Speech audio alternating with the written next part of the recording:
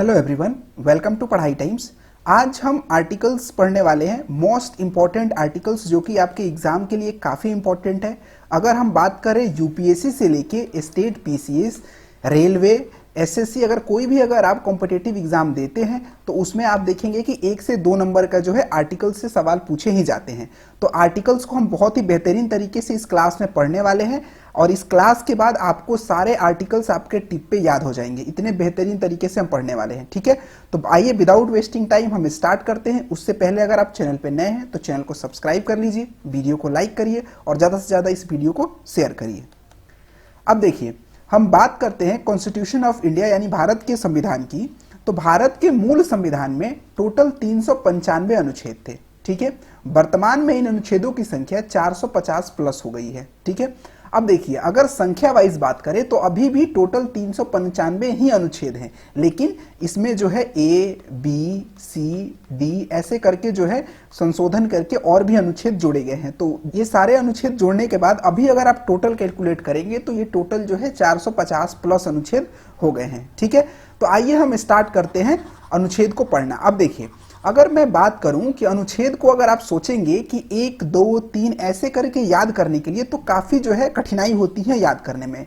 हम क्या करने वाले हैं, हम जो है अनुच्छेद को कैटेगरी वाइज यानी कि डिवाइड करके हम पढ़ेंगे, एक एक ग्रुप में पढ़ेंगे। वैसे क्या होगा, आपको रिकॉल करने में भी आसानी होगा, याद भी इजीली तरीके से हो जाएगा, ठीक है। तो इस तरीके से हम पढ़ने वाले हैं। अब देखिए, अगर मैं सबसे पहले बात करूं, पहले अनुच्छेद 1 की मैं बात करूं तो देखिए, अनुच्छेद 1 से लेके आर्टिकल 1 से लेके आर्टिकल 4 तक ये भाग 1 में आते हैं, ठीक है। अब इसमें अगर हम बात करें अनुच्छेद 1 की, तो अनुच्छेद 1 में कहा गया है कि भारत जो है ये राज्यों का संघ है।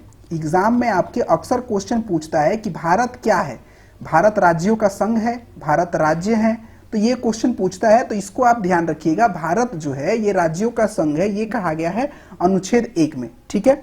उसके बाद अगर हम बात करें अनुच्छेद 2 की, तो अनुच्छेद 2 में कहा जाता है कि नए राज्यों का प्रवेश या उसकी स्थापना की शक्ति जो है ये आर्टिकल 2 के तहत प्रदान की गई है, ठीक है। अब देखिए, अब उसके बाद अगर हम बात करें अनुच्छेद 3 की, तो अनुच्छेद 3 में भी कहा गया है कि नए राज्यों के नाम, क्षेत्र या उसके निर्माण में जो भी परिवर्तन होगा, ये जो होगा ये किसके तहत होगा, अनुच्छेद 3 के तहत होगा। अब देखिए, 2014 में जो तेलंगाना राज्य बनाया गया था, ये किसके तहत बनाया गया था, ये जो है आर्टिकल 3 के तहत बनाया गया था, ठीक है। देखिए, ये सारी शक्तियां जो है भारत के संसद को प्राप्त हैं। वही नए राज्यों का निर्माण कर सकते हैं, उसके नाम में संशोधन कर सकते हैं, सारी चीजें करना उन्हीं के अधिकार क्षेत्र में आता है, ठीक है। अब चलिए हम बात करते हैं भाग 2 की। भाग 2 में क्या कहा गया है, भाग 2 में नागरिकता से संबंधित है, जो कि आर्टिकल है, आर्टिकल यानी कि अनुच्छेद 5 से 11 जो है ये नागरिकता से संबंधित आर्टिकल होते हैं।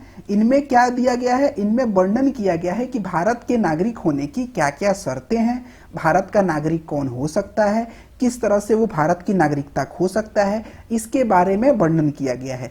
इसमें कॉम्पिटिटिव एग्जाम में यहाँ से बहुत कम क्वेश्चन आते हैं, ठीक है। तो आप अगर पढ़ना चाहें डिटेल्स में तो आप लूसेंट से जाके या और भी कोई बुक, लक्ष्मीकांत से, आप कहीं से भी इसको पढ़ सकते हैं डिटेल्स में, ठीक है। बट आप इतना याद रखिए कि आर्टिकल 5 से लेके 11 तक जो है ये नागरिकता से संबंधित है, ठीक है। अब देखिए, 2 बहुत ही महत्वपूर्ण यहाँ पे हम चीजें देखने वाले हैं भाग, एक तो भाग 3 और भाग 4। ये जो दोनों दिया गया है अनुच्छेद यानी कि 12 से 35, इसको हम कहते हैं मौलिक अधिकार यानी कि फंडामेंटल राइट।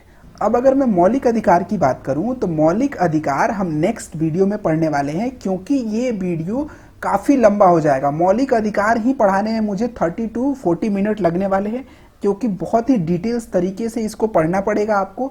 एक एक पॉइंट इसमें जो है बहुत ही इंपॉर्टेंट है। जैसे इसमें समता का अधिकार आता है, स्वतंत्रता का अधिकार, शोषण के विरुद्ध अधिकार, धार्मिक स्वतंत्रता का अधिकार, संस्कृति शिक्षा का अधिकार, संवैधानिक उपचार का अधिकार। तो ये सारी चीजें जो हैं हम नेक्स्ट वीडियो में पढ़ने वाले हैं। मौलिक अधिकार और राज्य के नीति निदेशक तत्व यानी आर्टिकल 36 से लेके 51 तक को, इन दोनों को हम अगले वीडियो में बहुत ही डिटेल्स तरीके से पढ़ेंगे, नहीं तो ये वीडियो 2 घंटे का हो जाएगा, ठीक है।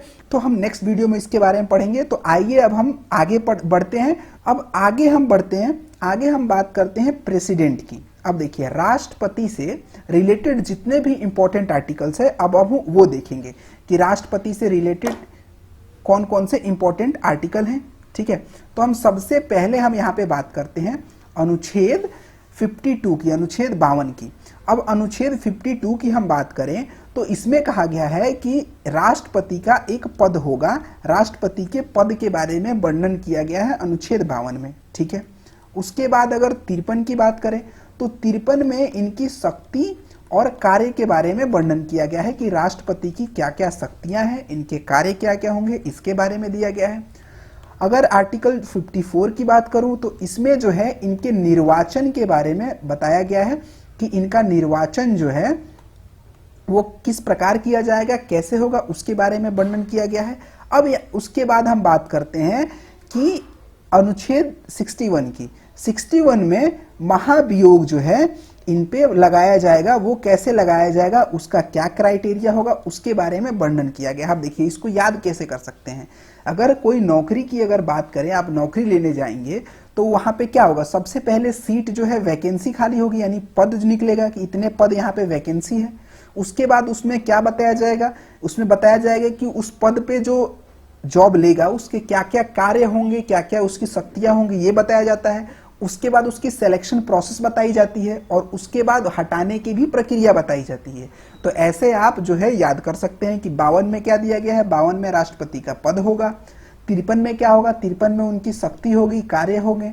उसके बाद 54 की बात करें तो 54 में उनको कैसे निर्वाचित किया जाएगा उसके बारे में वर्णन किया जाएगा। अब जब वो निर्वाचित हो जाएंगे तो उनको हटाया कैसे जाएगा उसके बारे में वर्णन किसमें किया गया है, वो किया गया है अनुच्छेद 61 में, जिसको हम क्या कहते हैं, महाभियोग कहते हैं। ठीक है, उसके बाद राष्ट्रपति के पास एक बहुत ही इंपॉर्टेंट जो है पावर होती है, वो होती है क्षमादान की पावर, यानी कि क्षमादान करने की पावर जो होती है। सबसे इंपॉर्टेंट इनके पास एक और पावर होती है। इसमें क्या होता है कि अगर किसी व्यक्ति को फांसी की सजा सुना दी गई है तो वो जो है राष्ट्रपति के पास सिफारिश लगा सकता है कि मेरी सजा को कम कर दिया जाए या मेरी सजा को फांसी से उम्र कैद में बदल दिया जाए। तो राष्ट्रपति चाहे तो किसी की भी सजा को कम कर सकता है, क्षमा कर सकता है। ठीक है, तो ये जो है अनुच्छेद 72 के तहत इनके पास ये अधिकार होता है। ठीक है, उसके बाद बात करें अनुच्छेद 85 यानी कि 85 की, तो अनुच्छेद 85 के तहत जो राष्ट्रपति है ये लोकसभा का विघटन कर सकता है। यानी कि अगर लोकसभा चल रहा हो तो राष्ट्रपति अगर चाहे तो वो अपने पावर का इस्तेमाल करके, यानी कि आर्टिकल 85 के तहत वो लोकसभा का विघटन कर सकता है। तो ये जितने भी इंपॉर्टेंट आर्टिकल्स थे राष्ट्रपति से रिलेटेड वो मैंने यहाँ पे आपको बता दिया। अब एक और इंपॉर्टेंट आर्टिकल होता है 123, 123 में क्या होता है कि राष्ट्रपति जो है इसको अध्यादेश जारी करने की शक्ति प्रदान होती है। देखिए, अब देखिए आप बेहतर तरीके से समझ पाएंगे। हमारे यहाँ क्या है, संसद है। संसद में क्या क्या आ जाते हैं, तो संसद में आ जाता है लोकसभा और राज्यसभा और राष्ट्रपति, 3 चीजें आते हैं। ठीक है, तो अगर लोकसभा और राज्यसभा कार्य न कर रहा हो और कोई कानून पास करना हो तो उस टाइम पे जो है राष्ट्रपति अध्यादेश जारी करके वो कानून को पारित कर सकते हैं। अब देखिए कोई भी कानून होता है उसको पारित करने के लिए पहले उसको लोकसभा में भेजा जाता है, फिर राज्यसभा अप्रूव करता है, फिर राष्ट्रपति जब साइन करता है तब जाके कोई भी कानून जो है वो लागू होता है। यानी कि उसको तीनों प्रोसीजर से गुजरना पड़ता है। लेकिन अगर किसी विशेष स्थिति में अगर लोकसभा और राज्यसभा नहीं कार्य कर रहा हो तो उस समय पे अगर राष्ट्रपति चाहे तो वो अध्यादेश जारी करके वो कानून को जो है लागू कर सकता है। तो ये आर्टिकल 123 जो है इसमें राष्ट्रपति के पास पावर होता है अध्यादेश जारी करने का। ठीक है, यहां तक कोई डाउट? तो ये जो है राष्ट्रपति से सारे इंपॉर्टेंट जो है हमने आर्टिकल देखे। ठीक है, अब चलिए आगे बढ़ते हैं। अब आगे अगर बात करते हैं उपराष्ट्रपति की, तो देखिए उपराष्ट्रपति जो हैं ये इनका पद का वर्णन किया गया है कि एक जो भारत में उपराष्ट्रपति होंगे इनके पद के वर्णन किया गया है। कौन से आर्टिकल में, तो आर्टिकल 63 में वर्णन किया गया है। और उसके बाद आर्टिकल 64 में कहा गया है कि जो उपराष्ट्रपति होगा यही राज्यसभा का सभापति होगा। ठीक है, तो राज्यसभा का सभापति जो है वो अलग से निर्वाचित नहीं किया जाता है। जो राष्ट्रपति, जो उपराष्ट्रपति होते हैं वही राज्यसभा के सभापति होते हैं। तो ये आर्टिकल 63 और 64 में उपराष्ट्रपति के बारे में वर्णन किया गया है। ठीक है, अब आइए उपराष्ट्रपति के हम बात करते हैं प्राइम मिनिस्टर यानी कि पीएम ऑफ इंडिया की, प्राइम मिनिस्टर ऑफ इंडिया यानी प्रधानमंत्री के बारे में हम देखते हैं क्या आर्टिकल दिया गया है। अब देखिए राष्ट्रपति कौन से आर्टिकल के तहत होता है, तो देखिए राष्ट्रपति का पद जो है मैंने बताया अभी आपको 52, आर्टिकल 52 में दिया गया है कि भारत में एक राष्ट्रपति होंगे, उनका एक पद होगा। ठीक है, तो अब जो हो राष्ट्रपति होंगे, भारत जो है क्या है, एक संसदीय प्रणाली जो अपनाया गया है। यहाँ पे सबसे मुख्य व्यक्ति होता है यानी कि जो मेन आदमी होता है वो होता है राष्ट्रपति। ठीक है, प्रेसिडेंट होता है यहाँ पे भारत में। राष्ट्रपति को भारत का प्रथम नागरिक भी कहा जाता है। ठीक है, तो राष्ट्रपति की सहायता के लिए एक मंत्री परिषद बनाया गया। उस मंत्री परिषद का वर्णन किया गया है कौन से अनुच्छेद में, वो किया गया है अनुच्छेद 74 में, कि मंत्री परिषद एक होगा जो क्या करेगा, जो राष्ट्रपति की सहायता करेगा, राष्ट्रपति की मदद करेगा। ठीक है, अब वो मंत्री परिषद जो होते हैं उनका जो मुखिया होता है, उनका जो प्रधान होता है वही होता है प्रधानमंत्री। उस मंत्री परिषद का प्रधान जो होता है वही प्रधानमंत्री होता है। तो अनुच्छेद 75 में किसके बारे में दिया गया है, प्रधानमंत्री। अनुच्छेद 74 क्या है, इसमें क्या है कि मंत्री परिषद एक होंगे। तो यहां तक आपको क्लियर कि मंत्री परिषद जो है अनुच्छेद 74 और 75 में है प्रधानमंत्री। ठीक है, चलिए अब आगे बढ़ते हैं।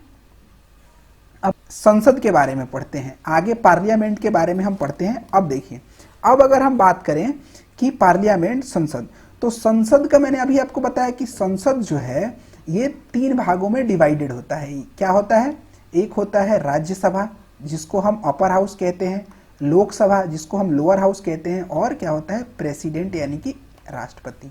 समझ गए। तो अब आइए इनके बारे में हम पढ़ते हैं कौन सा आर्टिकल दिया गया है, क्या दिया गया है। तो अब हम 79 की बात करें, आर्टिकल अनुच्छेद 79, तो अनुच्छेद 79 में दिया गया है संसद के बारे में, कहा गया है कि एक संसद होगा। ठीक है, उसके बाद अब देखिए आर्टिकल 80 में कहा गया है कि राज्यसभा होगा। ठीक है, अपर हाउस होगा। और आर्टिकल 81 में कहा गया है कि लोकसभा होगा। ठीक है, अब इसको याद कैसे कर सकते हैं, तो सबसे पहले क्या आता है, संसद, उसके बाद उसका सबसे बड़ा भाई अपर हाउस क्या आता है, राज्यसभा, उसके बाद उससे छोटा भाई क्या आता है, लोकसभा। तो 79 में संसद दिया गया है, 80 में राज्यसभा की बात की गई है और 81 में लोकसभा की बात की गई है। ठीक है, अब उसके बाद हम बात करते हैं 100। अब अनुच्छेद 100 में क्या कहा गया है, अनुच्छेद 100 में कहा गया है कि जो अध्यक्ष महोदय होंगे वो क्या करेंगे, वो अपना निर्णायक मत देंगे। 50-50 इससे आप याद कर सकते हैं। 100 से क्या समझ में आ रहा है, 50-50 या 50। तो अगर कोई भी वोटिंग हो रही है 50% वोटिंग यानी इक्वल हो गई, तो अनुच्छेद 100 कहता है कि उसमें जो अध्यक्ष महोदय होते हैं वो क्या कर सकते हैं, अपना निर्णायक मत दे सकते हैं। तो अनुच्छेद 100 में यही कहा गया है कि अध्यक्ष महोदय जो हैं वो अपना निर्णायक मत देंगे। ठीक है, अब बात करते हैं अनुच्छेद 105 की। आर्टिकल 105 की बात करें तो इसमें संसद को विशेष अधिकार प्राप्त है, यानी कि वो संसदीय विशेषाधिकार, इनको कुछ विशेष शक्तियां प्राप्त है, उसके बारे में वर्णन किया गया है अनुच्छेद किसमें, अनुच्छेद 105 में।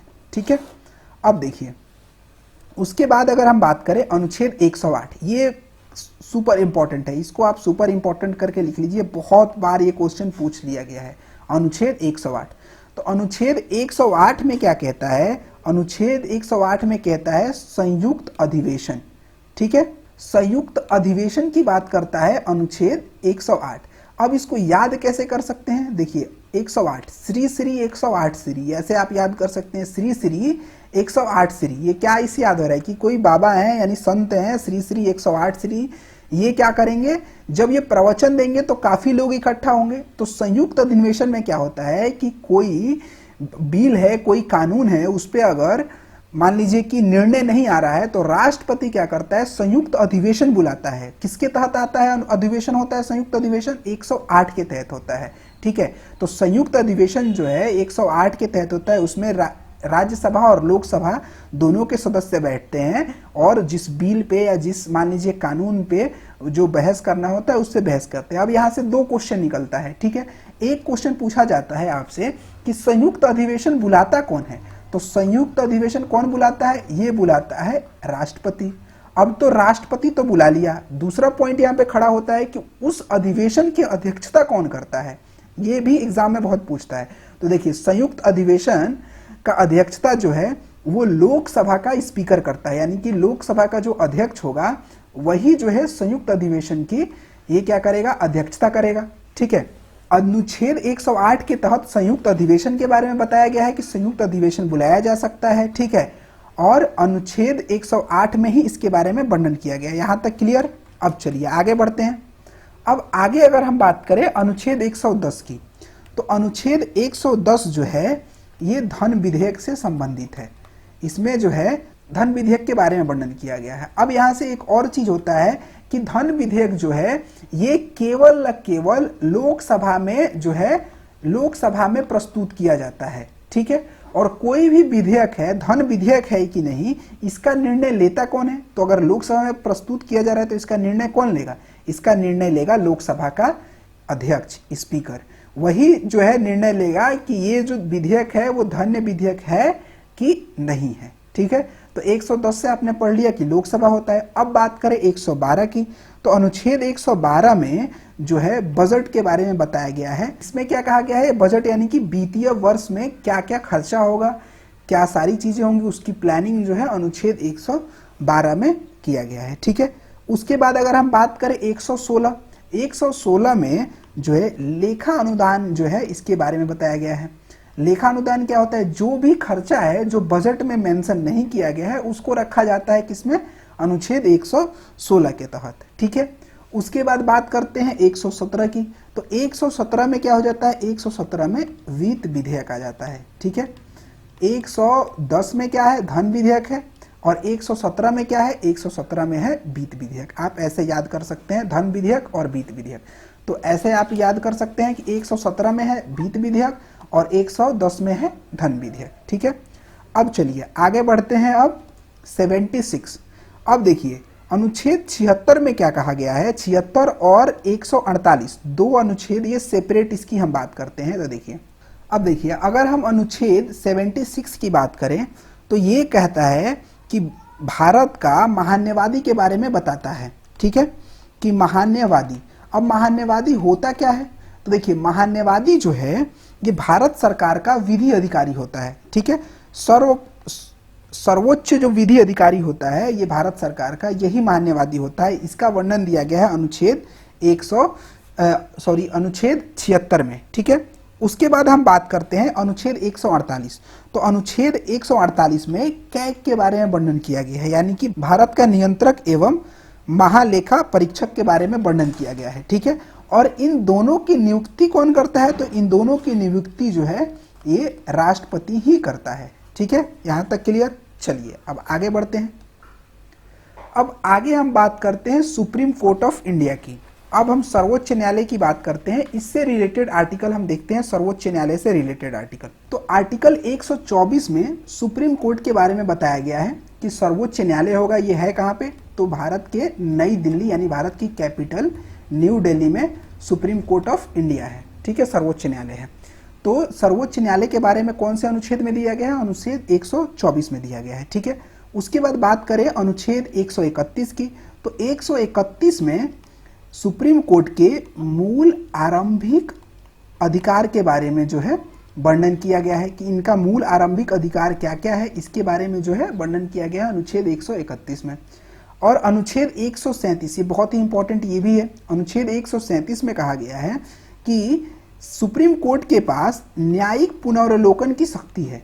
अब देखिए न्यायिक पुनर्वलोकन की अगर बात करें तो ये होता क्या है, तो न्यायिक पुनर्वलोकन में अगर कोई कानून मान लीजिए बना है, कोई कानून बन के पास हो गया है, उसमें अगर कुछ गड़बड़ी पाई जाती है तो उस पर वो रोक लगा सकता है, उसको बैन कर सकता है, ये पावर होती है सुप्रीम कोर्ट के पास आर्टिकल 137 के तहत, ठीक है। अब चलिए अब बात करते हैं आर्टिकल 143।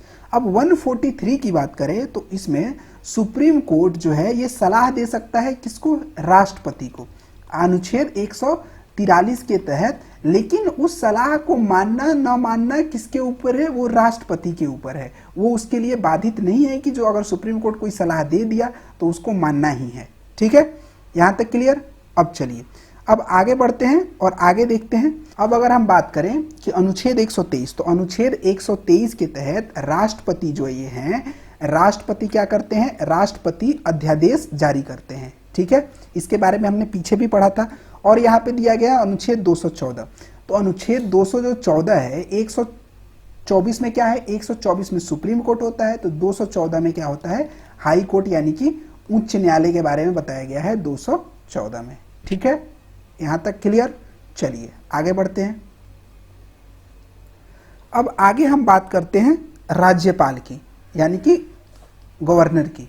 अब राज्यपाल की बात करें तो राज्यपाल को नियुक्त करता कौन है, तो अमूमन राज्यपाल को जो है राष्ट्रपति नियुक्त करता है। ठीक है, किसी राज्य के एक राज्यपाल होंगे और राज्यपाल जो होंगे एक राज्य के अलावा और कई भी राज्य के कार्यभार संभाल सकते हैं, 2, 3। ठीक है, तो राष्ट्रपति जो है ये राज्यपाल को नियुक्त करता है। अब चलिए हम पढ़ते हैं राज्यपाल के बारे में, कौन सा अनुच्छेद क्या है। अनुच्छेद 152 की बात करें, आर्टिकल 152 में राज्यपाल की परिभाषा दी गई है कि राज्यपाल के बारे में वर्णन किया गया है, इसकी परिभाषा के बारे में वर्णन किया गया है किसमें, अनुच्छेद 152 में। ठीक है, अनुच्छेद 153 में कहा गया है राज्यों के लिए राज्यपाल होंगे, इसके बारे में वर्णन किया गया है अनुच्छेद 153 में। ठीक है, उसके बाद बात करें 154, तो 154 में राज्यपाल की शक्ति के बारे में वर्णन किया गया है। ठीक है, उसके बाद बात करें 155 में, तो 155 में राज्यपाल के निर्वाचन के बारे में वर्णन किया गया है कि इनका निर्वाचन जो है कैसे होगा।